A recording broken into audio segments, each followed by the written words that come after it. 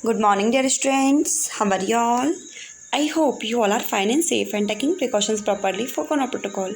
So, today is 1st October 2021 and day is Friday and we will continue revision of chapter 4.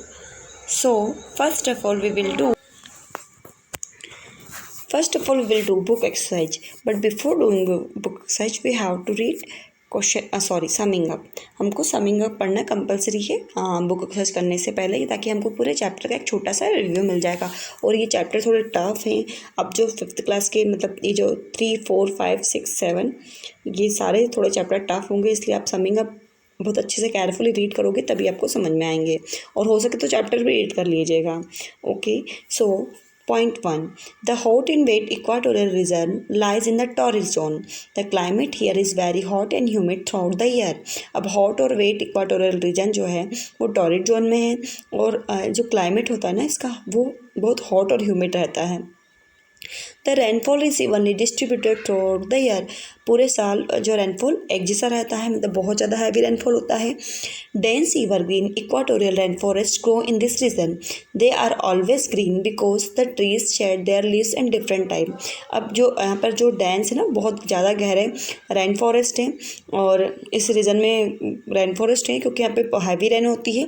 और उसके अलावा इसके यहाँ की जो ट्रीज़ है वो डिफरेंट सीजन में अपनी लीव्स शेड करते हैं, इसलिए हमेशा ग्रीन रहता है. The forest have 4 distinct layer: the forest floor, the understory, the canopy and the emergent layer. अब फॉरेस्ट की जो है 4 लेयर में डिवाइडेड है. फॉरेस्ट जो है सबसे पहले फॉरेस्ट फ्लोर, फिर the understory, then the canopy and the emergent layer. Different animal are found in different layer of the forest. अब फॉरेस्ट के डिफरेंट लेयर में डिफरेंट टाइप के एनिमल्स पाए जाते हैं. Most of the people lives in the city along the coast. Small group of tribal people live in the rain forest. अब ज़्यादातर जो लोग हैं ना वो सिटी जो कोस्ट के आसपास सिटी वहाँ पे रहते हैं, और स्मॉल ग्रुप्स ट्राइबल ग्रुप्स होते हैं ना वो रेन फॉरेस्ट के अंदर रहते हैं, मतलब जंगलों में रहते हैं. Hunting, agriculture, fishing, forestry and mining are the main occupation of the people in this region. अब यहाँ के लोगों का मेन जो व्यवसाय है हंटिंग, एग्रीकल्चर, फिशिंग, फॉरेस्ट्री और माइनिंग है. Some tribal groups are hunter gatherers, some practice shifting agriculture. अब कुछ जो ट्राइबल्स है वो हंटर और गैदरर्स है और कुछ जो है शिफ्टिंग एग्रीकल्चर को फॉलो करते हैं. Deforestation is one of the greatest challenge facing in this region. अब इस यहाँ पे डिफॉरेस्टेशन बहुत ज़्यादा आज बड़ा चैलेंज बन गया है, क्योंकि यहाँ पर जो लोग हैं शिफ्टिंग एग्रीकल्चर को अपनाते हैं. मतलब जब तक वहाँ का लैंड फर्टाइल होता है वहाँ तब तक वहाँ पे खेती करते हैं, उसके बाद उसको उजाड़ छोड़ के फिर दूसरी जगह फॉरेस्ट को काट करके वहाँ पर चले जाते हैं. तो यहाँ पर डिफॉरेस्टेशन एक बड़ा चैलेंज बनता जा रहा है.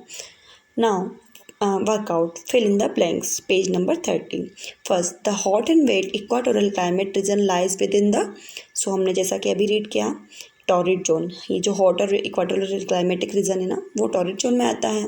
Second, blank is the second main layer of the equatorial forest. Equatorial forest की मेन लेयर कौन सी है? सेकेंड मेन है ना. सो कनपाई.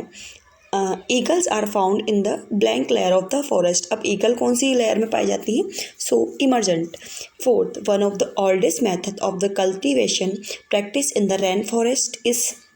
अब रेन फॉरेस्ट में किस टाइप की एग्रीकल्चर का यूज़ किया जाता है, कल्टिवेशन मेथड का यूज़ किया जाता है? तो शिफ्टिंग एग्रीकल्चर का.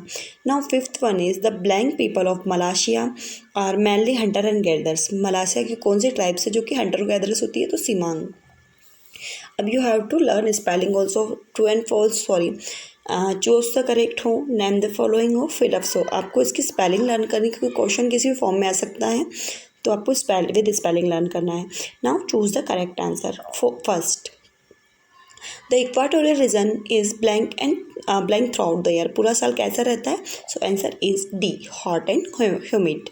Second, the largest equatorial forest in world is. अब जो लार्जेस्ट इक्वाटोरियल फॉरेस्ट है वो वर्ल्ड में कहाँ है? So answer is the Amazon. Third, blank are found in understorey. क्या पाए जाते हैं अंडर स्टोरी? क्या पाए जाते हैं? So answer is A, lizard. Fourth, in the equatorial region most of the people live in. इक्वाटोरियल रीजन में ज़्यादातर लोग कहाँ रहते हैं? So cities along the coast, ऐसी सिटीज़ में जो कोस्ट के आसपास जो सिटी बसी हुई है वहाँ पे रहते हैं। फिफ्थ, परमानेंटली क्लियरिंग फॉरेस्ट और farming, mining and setting up factories is known as. Permanently जो फॉरेस्ट को क्लियर कर दिया जाता है फार्मिंग माइनिंग के लिए, तो उसको हम क्या कहते हैं? माइनिंग वगैरह के लिए परमानेंटली फॉरेस्ट को क्लियर कर दिया जाता है, तो उसको हम क्या कहते हैं? आंसर इज बी, डिफॉरेस्टेशन, है ना। जंगलों की पूर्णतः कटाई कर दी जाती है एग्रीकल्चर माइनिंग वगैरह के लिए। So on this video we have complete book exercise of chapter 4। Chapter 4 की बुक एक्सरसाइज कंप्लीट हुई है। पर अब आपके पास फ्राइडे और सैटरडे और संडे 2 हॉलीडेज मिलेंगे। सो आपको, अगर आपकी कॉपी इनकम्प्लीट है तो वो कंप्लीट कर लीजिए, और अगर जिसकी कॉपी कंप्लीट है वो लोग क्वेश्चन आंसर लर्न कर लीजिएगा चैप्टर 4 के। क्योंकि हमारा वैसे तो मैं एक्सप्लेनेशन वीडियो सेंड करूँगी, पर आप अगर उसको एक बार रीड कर लेंगे या याद लर्न हो जाएगा तो वो समझने में ईजी हो जाएगा, तो फिर आपको रटने की नीड नहीं होगी, आप समझ के भी कर सकते हैं। Okay, so thank you for watching, take care yourself, bye bye.